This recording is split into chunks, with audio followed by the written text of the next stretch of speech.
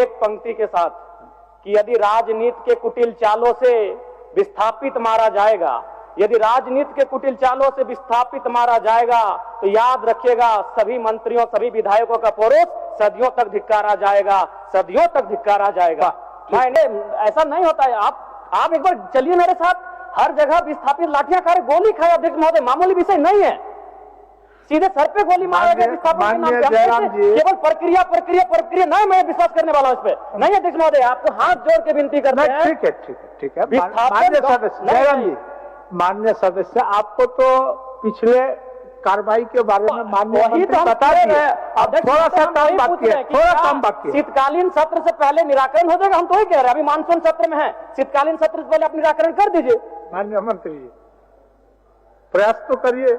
गोली खा रहे अध्यक्ष महोदय, कपार पर गोली मारा गया। शीतकालीन सत्र से पहले ही होगा। ऐसे कैसे बैठ जाए? हो गया शीतकालीन सत्र तो पहले करें। ठीक है अध्यक्ष महोदय, मैं स्वहर्ष अभिस्ताप को वापस लीजिए। सदस्य जयराम कुमार महतो। धन्यवाद माननीय अध्यक्ष महोदय। आज मैं अपने गैर सरकारी संकल्प के अभिस्ताव प्रस्ताव में सदन में एक ऐसा मुद्दा उठा रहा हूं जो केवल नीतिगत सवाल नहीं है, झारखंड के लोगों की अस्मिता और अस्तित्व का सवाल है। झारखंड की धरती से जब जब खनिज निकाला गया है, बिजली पैदा हुई है, डैम बने हैं, रेल सड़कें बने हैं, तब तब हमने कीमत चुकाई है। कीमत हमारे उजड़े हुए गांवों ने चुकाई है, कीमत खेत खलिहानों ने चुकाई है, कीमत हमारे जंगल और पहाड़ों ने चुकाई है। अध्यक्ष महोदय, आज सालों बाद भी कोनार, चांडिल, तेनुघाट, पतरातू, भैरवी, गेतलसूद, मायथन, पंचेत, डिमना, तेलैया डैम के विस्थापित अपना हक मांग रहे हैं। ECL, BCCL, CCL, Tata, TISCO, TELCO, Jindal, HEC, HURL, Hindalco, Dalmia, NTPC, PTPS, KTPS, TTPS, BTPS, CTPS, SAIL, Vedanta कंपनियों द्वारा विस्थापित झारखंडी आज भी न्याय की भीख मांग रहे हैं। महोदय, न्याय तो नहीं मिला पर नौकरी मांग रहे प्रेम महतो को सीधे कपार पे गोली दागी गई।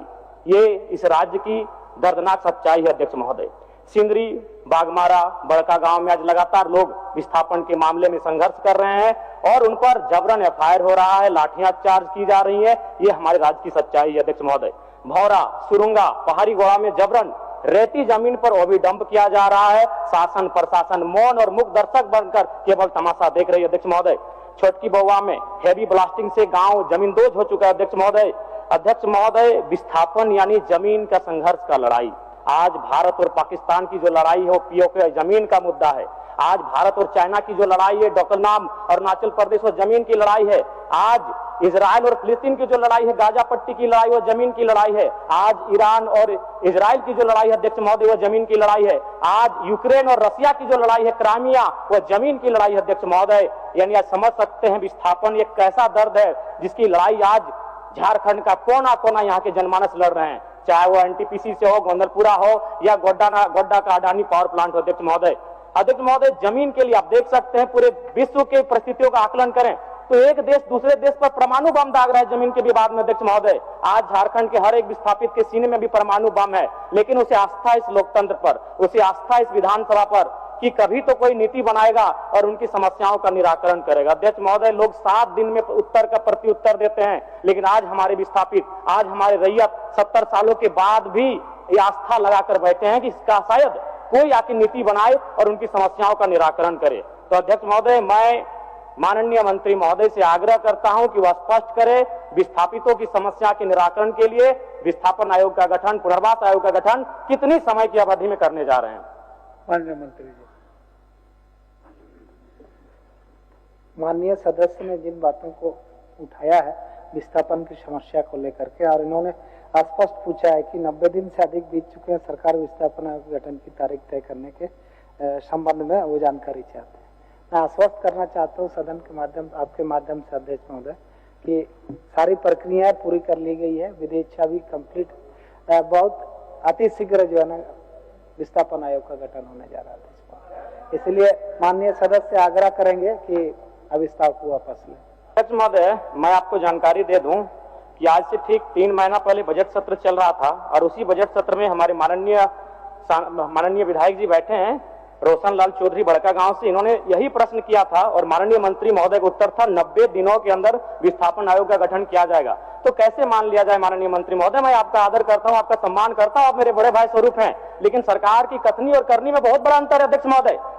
इनका यही सवाल था और माननीय मंत्री महोदय का उत्तर था कि 90 दिनों के अंदर विस्थापन आयोग का गठन कर लिया जाएगा। 90 दिन समाप्त हो चुके हैं, तो मैं कैसे विश्वास करूं कि किन 90 दिनों में आप विस्थापन आयोग का गठन करेंगे अध्यक्ष महोदय।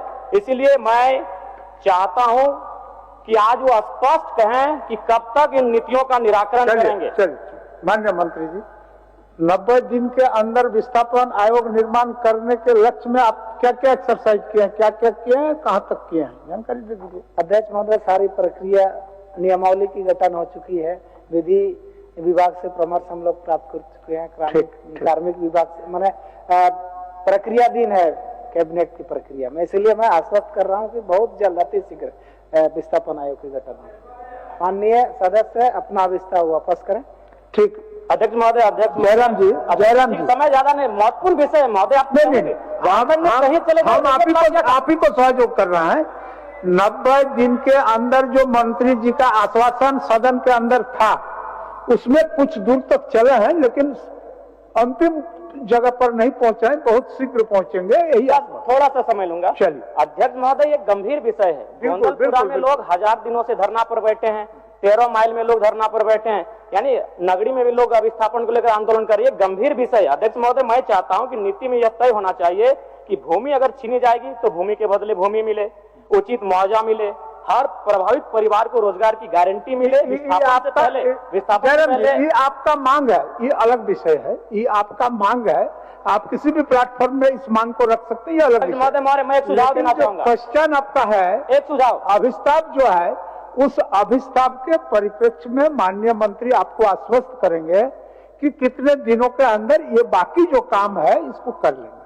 चलिए, बाकी काम जो बचा है हमने तो स्पष्ट कहा अध्यक्ष महोदय, इसमें समय सीमा की बात ही नहीं है, प्रक्रियाधीन है ये कैबिनेट के लिए। बहुत जल्द यथा शीघ्र हम लोग गठन करने जा रहे हैं। हो जाएगा। इसलिए 1 मिनट का समय दे दिया जाए, 1 मिनट बोलिए। मैं माननीय मंत्री महोदय से जो मामले वर्षों से लंबित हैं उनके निष्पादन के लिए ट्रिब्यूनल कोर्ट का निर्माण किया जाए। भारतीय संविधान अनुच्छेद 323 संसद और विधानमंडल को कुछ विशेष विषयों जैसे भूमि सुधार, औद्योगिक विवाद, विदेशी मुद्रा जैसे संबंधित विवादों के निराकरण के लिए। माननीय सदस्य, आपका गैर संकल्प में जो विषय आपने लिखा है उसी के बारे में बोलिए, ये आपका अलग विषय है, रिलेटेड है। हाँ नहीं, ठीक है, ट्रिब्यूनल का संबंध भूमि विवाद से है, विस्थापन से है। इसमें आपको एब्स्ट्रैक्ट जो बने आप चीज लिखे हैं उसी पर वो जवाब देंगे। रिलेटेड और विषय देखिए, भूमि विवाद ये अनुसूची आप राज्य जो सूची है उसमें 17 का धारा सेक्शन में है कि वो सरकार, राज्य सरकार उस पर कानून बना सकती है। तो मैं समझ नहीं आ रहा कि माननीय मंत्री महोदय पिछली बार भी 90 दिन का समय मांगे थे, माननीय जिस विषय को बोल रहे हैं वही विषय को लाए थे हमारा रजक जी, उमाकांत रजक जी, और उसी पर थोड़ा सा भिन्न था वो।